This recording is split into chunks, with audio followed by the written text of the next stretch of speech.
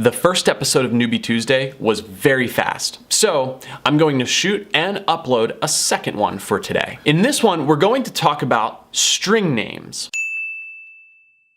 So there are two ways that you can talk about the string names. You can talk about them with numbers, and you can talk about them with letters. I think it's more useful to talk about the strings using letters because then you're actually saying the notes you're playing. So if you're using numbers to describe the strings, we start with 1 at the high E string. The high E string is the thinnest string on the guitar. It's this one, right? So that's string 1. And then it just goes up one string at a time or one number at a time until you get to 6, which is here, right? That lowest string here.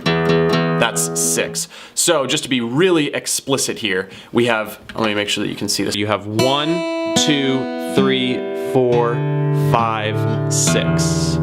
So those are the number names of the strings. Now let's talk about the letter names. Now, as I mentioned before, the letter names are more useful because you're actually saying the note that you're playing. There's a mnemonic device that you can use to remember the string names that some of my students seem to favor. I think it's Eddie 8 Dynamite. I should probably show you. So it's Eddie 8 Dynamite, goodbye Eddie. So with the number names, we kind of start at the high string and then work our way up, or technically down. Don't worry about that right now. We start on 1, which is that high E string, and then we move up one number as we move up the strings. So it's like 1, 2, 3, 4, 5, 6. But when we're talking about the strings using letter names, it tends to be easier to start on that low string, the thick string on your guitar. And so that would be E, which is Eddie. Then it goes down to A, 8, D, Dynamite, G, good, B, bye, E, Eddie.